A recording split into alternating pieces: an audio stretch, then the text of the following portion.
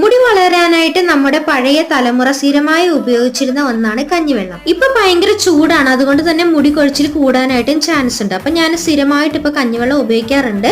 ഞാൻ ഉപയോഗിക്കുന്ന രീതിയാണ് ഇന്ന് കാണിച്ചു തരാനായിട്ട് പോകുന്നത്. രാത്രി കിടക്കുന്നതിന് മുമ്പ് ഞാൻ മുടി കെട്ടിവെച്ചതാണ്. രാവിലെ ഞാൻ മുടി അഴിച്ചിട്ടില്ല. നിങ്ങൾക്ക് കാണിച്ചു തരാൻ വേണ്ടിയിട്ടാണ് കേട്ടോ ഞാൻ മുടി അഴിക്കാതിരുന്നത്. കണ്ടോ, മുടി ഒരെണ്ണം പോലും കൊഴിഞ്ഞിട്ടില്ല. നൈറ്റ് ഹെയർ കെയറും കൂടി ചെയ്യുന്നത് കൊണ്ടാണ് കേട്ടോ മുടി ഒട്ടും കൊഴിയാത്തത്. ഒരുപാട് ഡാമേജ് ആയ മുടി നന്നാക്കുന്നതിന് ഇനോസിറ്റോൾ എന്ന ഘടകം നമ്മുടെ കഞ്ഞിവെള്ളത്തിൽ അടങ്ങിയിട്ടുണ്ട്. മുടി കൊഴിച്ചിൽ തടയാനും മുടിയുടെ ആരോഗ്യം വർദ്ധിപ്പിക്കാനും കഞ്ഞിവെള്ളത്തിന് സാധിക്കും.